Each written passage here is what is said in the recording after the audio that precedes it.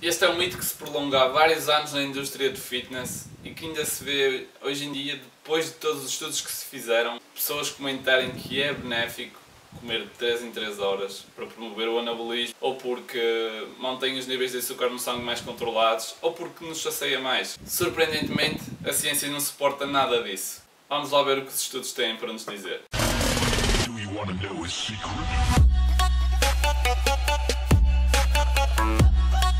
Nesse vídeo dei-vos um exemplo claro que demonstra que comer várias vezes por dia não nos irá aumentar o metabolismo. Mas no vídeo de hoje não vou falar sobre isso. Vou mencionar os 3 pontos que falei no início do vídeo. Primeiro, as pessoas consomem várias refeições por dia a fim de manter os níveis de açúcar no sangue controlados. Pois bem, como eu tinha dito, os estudos não provam isso. O que é que nos diz então a ciência? Estudos feitos em humanos demonstraram que as pessoas que consomem refeições maiores e que fazem menos refeições por dia, comparado a pessoas que fazem pelo menos 6 refeições por dia em parcelas mais pequenas, têm os níveis de açúcar no sangue mais controlados e mais estáveis. Sim, é verdade que essas pessoas que consomem grandes refeições têm picos de insulina maiores, mas após essa refeição, os níveis de açúcar no sangue vão se manter mais baixos por tempos mais prolongados e, neste caso, mais estáveis, enquanto que aquelas pessoas que fazem refeições mais pequenas e mais vezes, como eu tinha mencionado, vão ter os níveis de açúcar no sangue mais elevados por longos períodos de tempo. Imaginem que vocês estão constantemente a criar picos de insulina. O que acontece é que ao fim de 2 horas eles vão começar a descer, mas novamente vocês vão ingerir uma refeição e vão aumentá-los novamente. Então, como eu tinha dito, o que acontece é que as pessoas que fazem refeições grandes podem ter picos mais elevados, mas depois deixam os níveis de açúcar no sangue de crescer, enquanto que as pessoas que fazem refeições mais pequenas, mas que comem mais vezes por dia, têm os níveis de açúcar no sangue um pouco mais elevados e têm sempre picos menos acentuados, mas mantêm-nos sempre estáveis a um nível elevado. E isso, como sabemos, a longo prazo não é saudável para a nossa saúde. Uma outra razão que eu tinha mencionado pela qual as pessoas fazem várias refeições por dia é porque elas acreditam que ao fazê-lo estarão a controlar mais o seu apetite e vão ter menos episódios de tiscos. Nos estudos que foram feitos, esse não foi o caso. Nos leva a crer que fazer menos refeições por dia nos faz ter menos fome, pode ter a ver com o facto desses picos de insulina, como eu tinha falado anteriormente, deixarem os níveis de açúcar no sangue mais estáveis por longos períodos de tempo, pela digestão ser mais lenta e fazer com que os nutrientes sejam absorvidos também de forma mais lenta, que nos dará uma sensação de saciedade mais prolongada. E o terceiro fator, e a meu ver o mais interessante, tem a ver com o facto das pessoas acreditarem que fazer várias refeições por dia vai deixá-las num estado de anabolismo. Sim, porque muita gente que anda no ginásio está sempre preocupada com o catabolismo. Pensam que se deixarem de comer 3 horas, vou perder os ganhos todos, vou perder o músculo todo. Não, isso não é verdade. Eu até podia entrar aqui um pouco na discussão de fazer jejum intermitente, em que eu próprio já fiz e que por vezes estou 16 horas sem comer ou mais, sem ter fome e sem perder massa muscular. Mas voltando ao assunto, este aqui eu vou um bocado mais em detalhe para vocês perceberem melhor porque de estarem a fazer tudo errado se estiverem a consumir constantemente proteína a fim de terem mais hipertrofia muscular.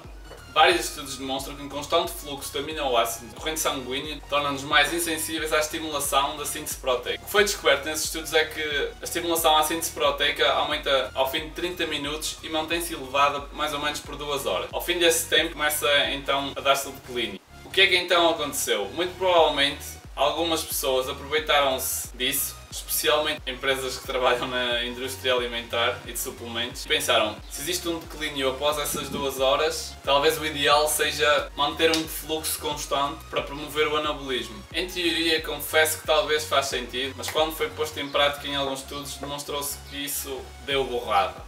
O que se veio a descobrir depois é que este decréscimo acontece independentemente de se tentar manter os níveis de aminoácidos elevados. Aquilo que aconteceu aos participantes do estudo que tentaram manter os níveis de aminoácidos elevados foi que se deu uma maior produção de ureia, que basicamente são os restos, lixo, proteína, indicando assim que o excesso de aminoácidos estava a ser catabolizado pelo fígado e excretado pela urina. Vocês já sabem o que está a acontecer aqui. Excesso de proteína não está a ser utilizado. Outros 2 estudos vieram demonstrar o mesmo. O consumo muito frequente de aminoácidos torna os músculos insensíveis à sua utilização. O excesso vem todo cá para fora.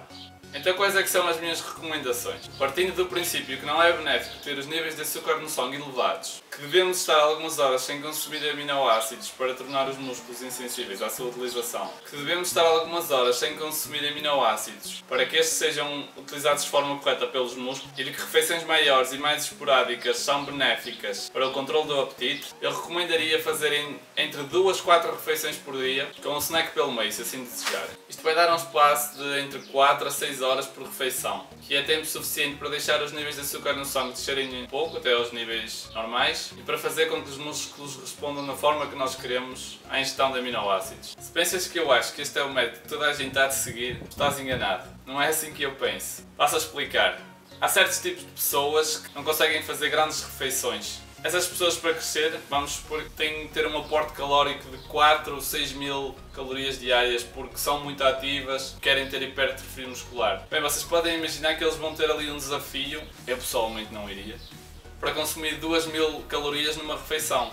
Nesses casos, talvez o melhor então seja fazer várias refeições por dia, a fim de conseguir atingir as calorias pretendidas. Para todo o resto, eu incluído, recomendo darem pelo menos um mínimo de 4 horas entre refeições. Como sempre, ou pelo menos quase sempre, vou deixar um link na descrição para vocês lerem um artigo que eu escrevi acerca disto. Lá eu vou um pouco mais em detalhe. Se acharam que este vídeo foi benéfico para vocês, pode ser benéfico para outras pessoas, não hesitem em partilhar.